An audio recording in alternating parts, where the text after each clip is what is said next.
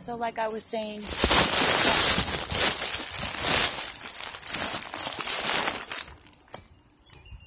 okay. So in our space, we all carry certain personalities and things like that with us. Looking at human design, we all carry a certain type of energy with us. And so each of us are like, work a particular way and look at life in a particular way. And then we interact according to our perception with one another. So we take our little bubble and our perception and we basically interact it and rub it all over everybody else's perception, creating ripples, creating waves, creating shareable waves. And this is the way the current in society moves.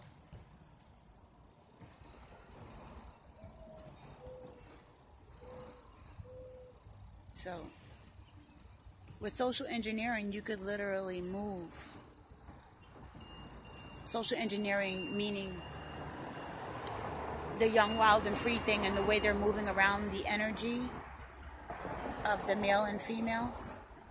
Like, we're not plugged in right at all. I think it's really strange how we allow the suppression and those poles to actually exist.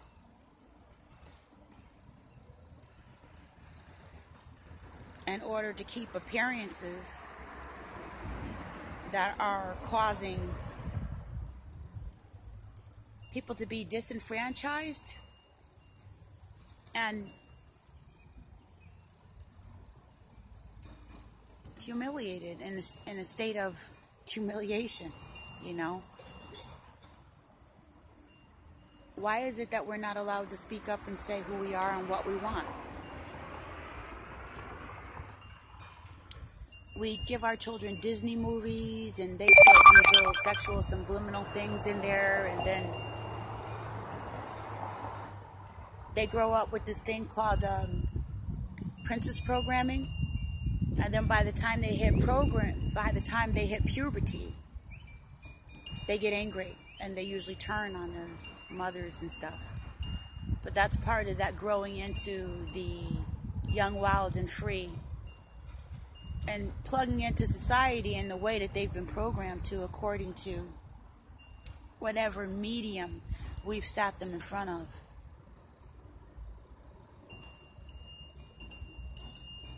Most of us sat our children in front of particular mediums because we were on the grind. America runs on pay your taxes, pay your bills, pay your rent, your electric, your gas money, your car note, your house payment, your children's school bills, your medical bills, the bills. And now if you want to get ahead, they're checking to make sure you pay those bills. So when you're interacting with males and females during the time when you're learning, if you happen to make a mistake and procreate and end up with a child support payment or something, messed yourself up economically. It's like choices that we are doing, things that we are not teaching our youth to watch out for, really. I mean, some people are, but there's a lot of us that are just kind of got our butts hanging in the wind as youths. So these are some of the things that I wish that somebody would have told me. Some of the things also that I wish that could be changed in the way that we interact with one another. I think that we would have less divorces if people could admit what they actually liked without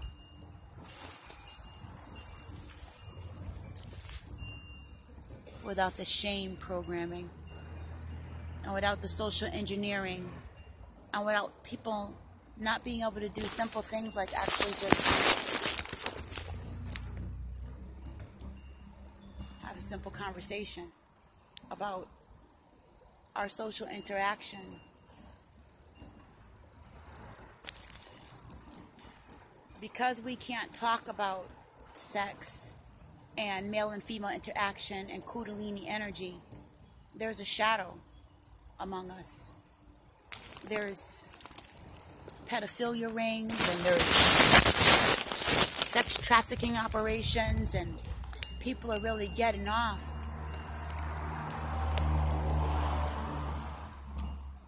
People are really getting their juice on.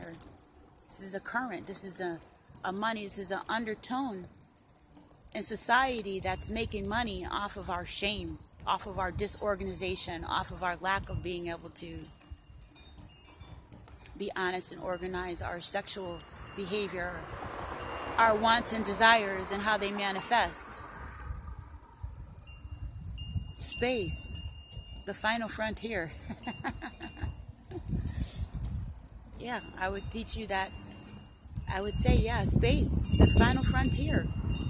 To seek out new life and new civilizations, to boldly go where no man has gone before, and each man, each person, each individual with their own perception, their own world of thoughts, right?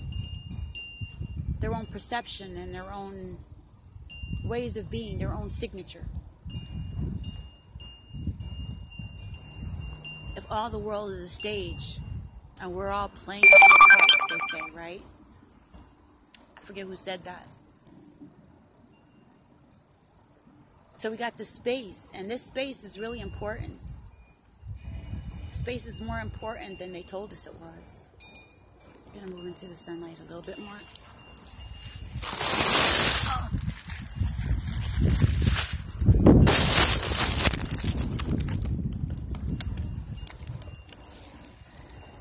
Yeah, so I wish I had been told how valuable that space was, you know, more.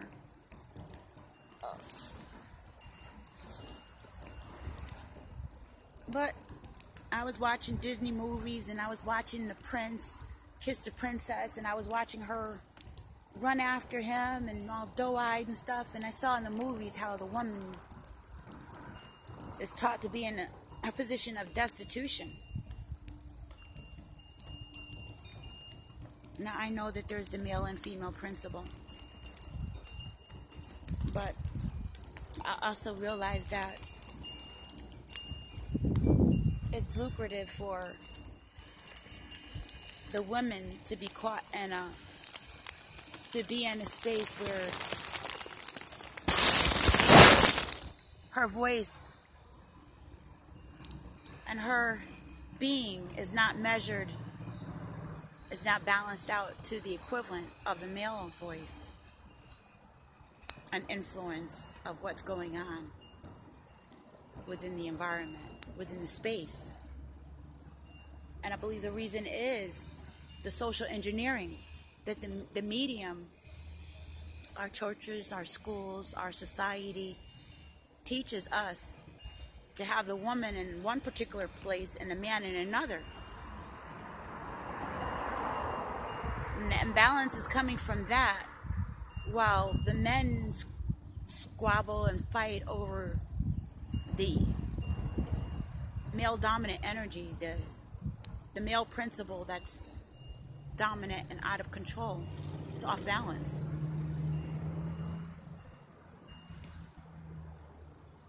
They cease to realize that the hidden hand in the true war was not really for them to fight with one another. That's just a distraction and a deterrent of the energies.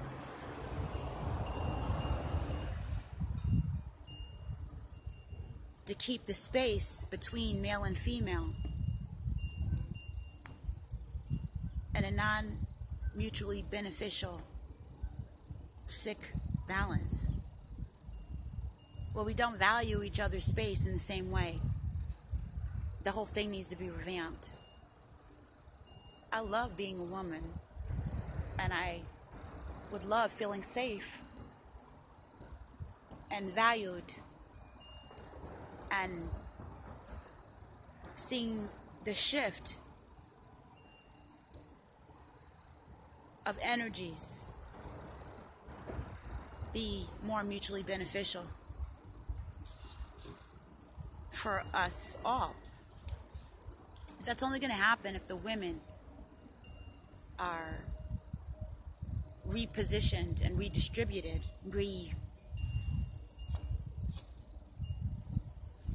reprogrammed to be less suppressed within our society. So if I had been told to value myself more, and men had been told to value that and which that I am, instead of I am responsible for the man's interpretation of me. Like the woman was always responsible for the way that the male looked at her. If he was aroused or something happened with him, it's your fault. Instead of teaching the men that it's their responsibility to learn how to handle and curb their sexual energy in a way that is responsible, and that would move the Kundalini energy and the social dynamics in another way that was more therapeutic, that was more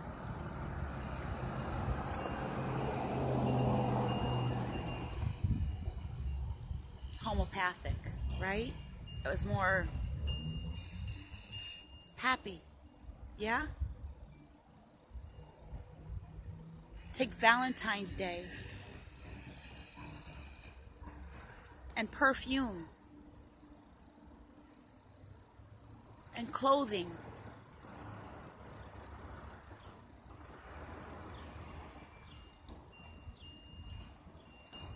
and hair and makeup and shoes, and a lot of these arenas are not even, they're not even proportion to where the women are the ones empowered by these mediums of lucrative business. How many different types of lipsticks are there? How many different types of chocolates? And cute little ooty-wooty things that you could get your sweetheart. Jewelry and cards and weddings. The expenses of things that have to do with romance. But how much of that is teaching us how to interact with one another? I remember growing up and watching some of these social things they had in the community where the men and women would get together and they would dance and do things. There were social gatherings where, you know, hay rides and stuff like that. Maybe I was just daydreaming in law of attraction, where I was gravitating toward the kind of things that I wanted to see that were lovely interactions and exchanges of energy that had nothing to do with penetration or looking for sex, but have a lot to do with sexual energy, have a lot to do with cultivation and conversation and ideas and the way that we flow with one another, the way that we exchange things that will heal our society. For instance, this conversation could be had with a group of people exchanging back and forth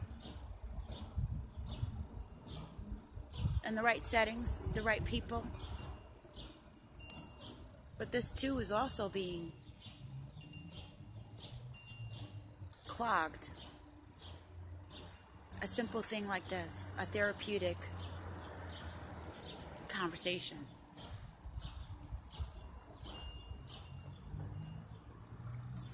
You can get on social media and talk about a lot of hate and discord.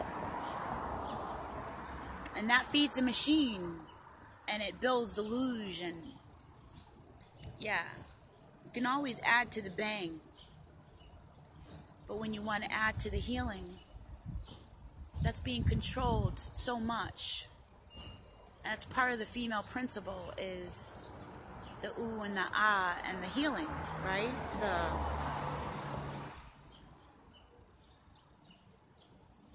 The creative principle, the part that brings the change, the part that could bring... This is the part that can bring the other aspects of what we need. Okay, so while these dynamics are going on and they're programming the young, wild, and free, and they're programming us to be off balance and to be at each other with this male-female war, with this ego, this dominance, this alpha male against alpha femme, a woman stay in your place, and the man is fighting for his place. There's a lot of imbalances, and there's so much stuff going on that a lot of times we can't see. We can't see the tree through the forest. Can you see the forest through the trees? How does that go?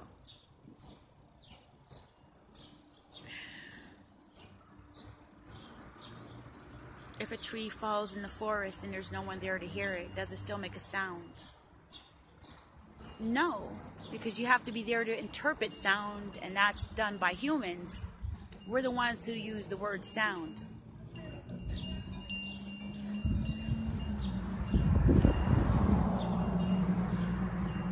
We're the ones who make up definitions that interpret things that we internalize and then feed back to one another as truth. So with all this going on, all these distractions, we can't see each other as much as I believe that we should.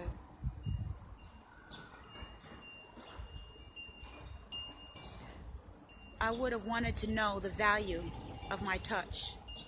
I would have wanted to know the value of my conversation. I would have wanted to know the value of just being in the room with something positive, something to say that was something you can contribute of value, instead of more of the garbage that we feed one another, like the corner store junk food, like the package store on every corner, like the walk-in clinic that doesn't want to touch you on every block, in every neighborhood. They get paid.